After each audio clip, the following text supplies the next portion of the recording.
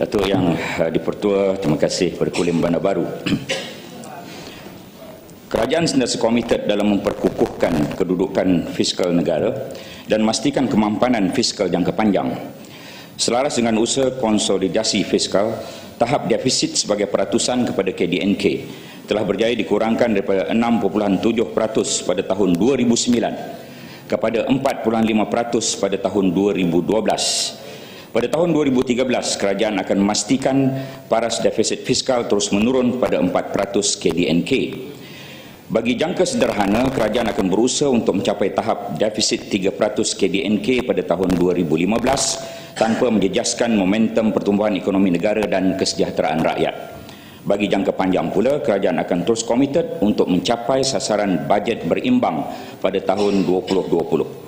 Selain itu, kerajaan juga komited untuk memastikan paras hutang kerajaan persekutuan sebagai peratusan KDNK tidak melebihi 55% dan perbelanjaan mengurus tidak melebihi hasil. Untuk makluman ahli yang berhormat, kerajaan yakin bahawa usaha-usaha di atas serta inisiatif-inisiatif lain yang akan diumumkan semasa pembentangan belanjawan 2014 pada Jumaat 25 Oktober ini akan terus memacu pertumbuhan ekonomi negara pada tahap yang lebih tinggi serta sasaran status negara maju akan berjaya dicapai. Pertumbuhan ekonomi negara yang menggalakkan dalam tempoh suku kedua tahun ini iaitu pada tahap 4.3% dan suku pertama sebanyak 4.1% akan terus mampan meskipun negara berhadapan dengan persekitaran luar yang kian mencabar. Dengan perkembangan ini, KDNK negara telah mencatat pertumbuhan kukuh sebanyak 4.2% dalam tempoh 6 bulan pertama 2013. Pertumbuhan ini disokong oleh sumber pertumbuhan ekonomi domestik, kekuatan daya tahan dalaman dan asas-asas ekonomi yang kukuh. Meskipun ekonomi global masih mengalami ketidaktentuan, dengan asas ekonomi yang kukuh ini, kita percaya pertumbuhan KDNK negara boleh capai seperti yang disasarkan. Ini kerana prestasi ekonomi negara terus berkembang, disokong oleh perancangan kerajaan yang efektif serta dipacu oleh asas ekonomi domestik yang mampan, terutamanya perbelanjaan permintaan domestik. Permintaan dalam negeri mencatat kadar pertumbuhan yang tinggi sebanyak 7.3% pada suku kedua 2013, disokong oleh peningkatan perbelanjaan penggunaan swasta sebanyak 8% berikutan pasaran kerja yang stabil dan pertumbuhan pendapatan yang berterusan. Sementara itu, kenaikan satu tangga gaji mulai 1 Julai 2013 bagi kaki tangan awam dan bantuan rakyat satu Malaysia dan lain-lain bantuan dapat membantu merancakkan lagi aktiviti penggunaan swasta dan ekonomi setempat. Jumlah pelaburan swasta pada harga semasa telah meningkat lebih tinggi sebanyak 14.4% kepada 47.3 bilion dalam tempoh suku kedua tahun 2013 berbanding 38.4 bilion dalam tempoh suku pertama tahun 2013.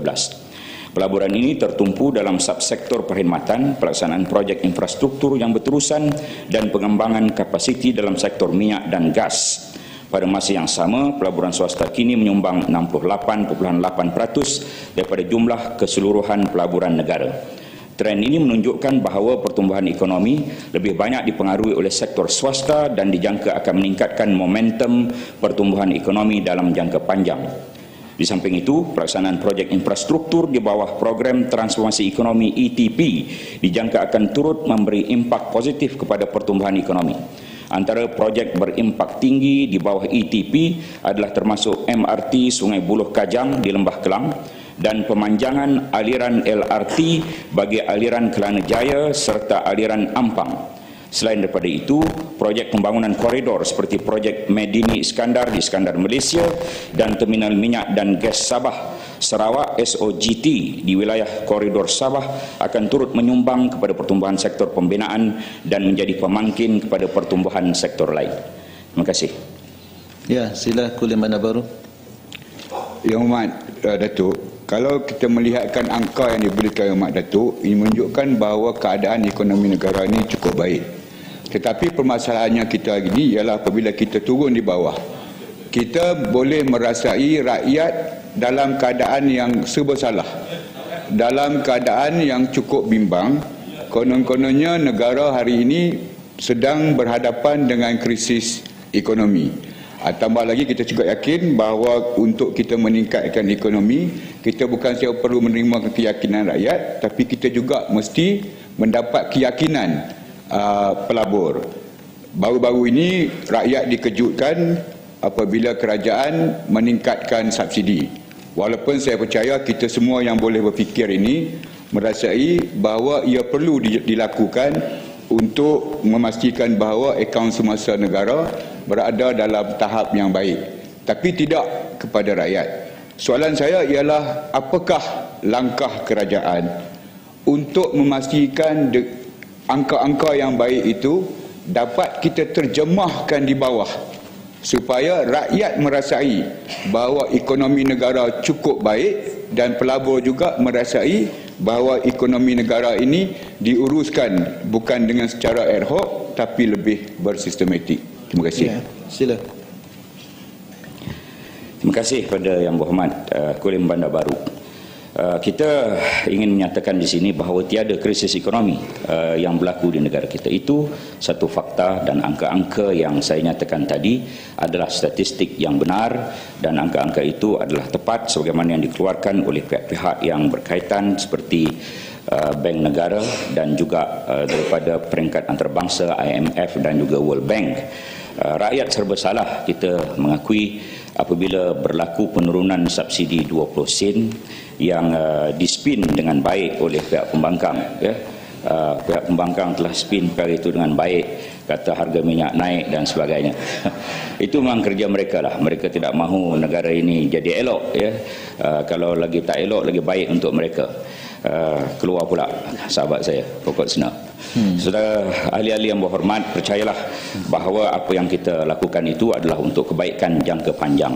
Kita turunkan subsidi 20 sen, masih lagi subsidi kita tanggung begitu besar, 24 bilion, 2 bilion sebulan. Angka itu terlalu besar untuk ditanggung, dan itu baru subsidi petroleum, belum lagi subsidi-subsidi yang lain. Keseluruhan jumlah subsidi ialah 44.1 bilion ataupun 15% daripada keseluruhan perbelanjaan bajet 2013. Apabila kita berikan subsidi, tidak ada rakyat yang ucap terima kasih. Selama ini mereka tidak perasan bahawa diesel itu ada RM1 subsidi. Apabila kita tarik jadi 80 sen, maka heboh seluruh Malaysia. Mereka tidak sangka rupa-rupanya ada 83 sen subsidi untuk RON 95. Apabila kita tarik 20 sen jadi 63 sen subsidi, maka heboh satu Malaysia. Sebenarnya itu adalah untuk rasionalisasi subsidi supaya pihak yang berkaitan akan dapat manfaat. 30% sahaja perbelanjaan daripada keseluruhan RON 95 di Malaysia ini ditanggung dan dibelanjakan oleh mereka yang berpendapatan 3,000 dan ke bawah.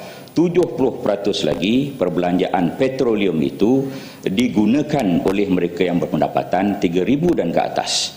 Oleh kerana itu, subsidi sebenarnya menguntungkan pihak yang berpendapatan sederhana dan tinggi dibanding dengan pihak berpendapatan yang rendah. Oleh itu, pada bajet 25 bulan 10 di Dewan Yang Mulia ini, maka kerajaan akan mengumumkan banyak perkara, dan kita tunggulah pada saat ketika itu untuk kita meredakan segala keresahan yang disebut oleh Yang Berhormat tadi.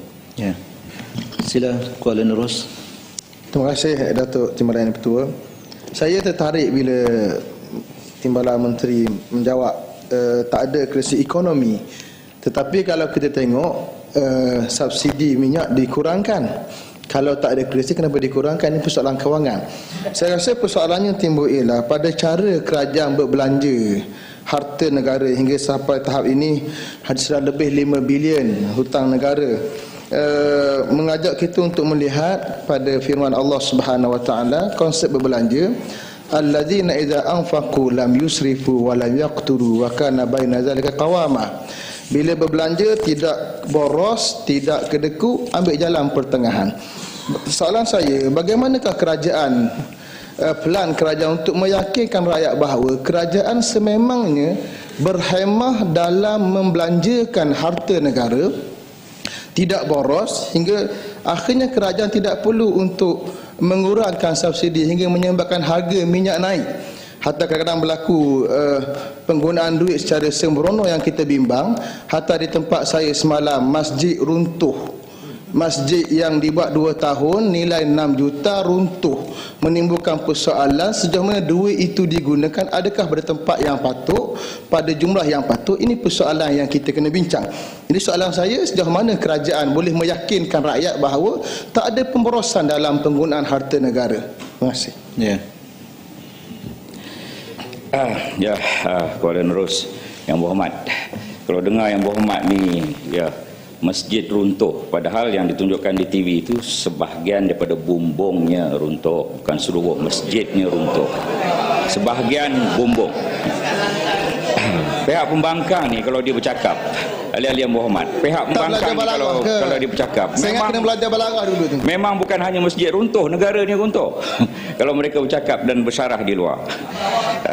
Tadi yang berhormat menyebut, memanglah kita memang nak elakkan perkara itu, sepatutnya memang tidak berlaku. Bumbung sebahagian masjid itu runtuh, itu sepatutnya tidak berlaku, ya.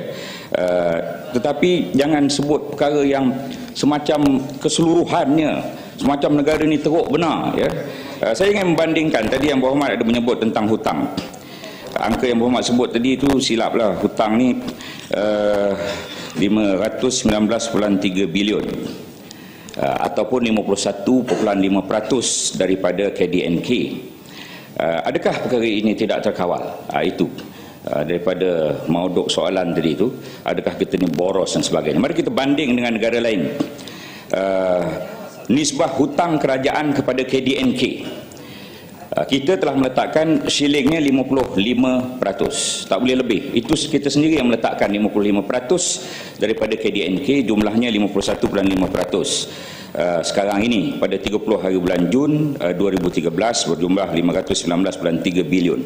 Kalau kita tengok Amerika Syarikat 75.1% daripada KDNK, Greece 181.8% KDNK, Ireland 122.9% daripada KDNK, Jepun 223% daripada KDNK, Portugal 133.3% daripada KDNK, Singapura negara jiran 105.7% daripada KDNK, Spanyol 94.2% daripada KDNK, Itali 133% daripada KDNK, United Kingdom 93.7% daripada KDNK, Malaysia meletakkan shilling 55% daripada KDNK, dan sekarang ini baru 51.5%, itu pun 96.8% daripada 519.3 bilion itu adalah hutang dalam negeri, dan kita berhutang di luar negara baru 16.5 bilion ataupun 3.2% hutang luar negeri. Jadi kita mengatur ekonomi negara ini dengan baik, percayalah. Terima kasih.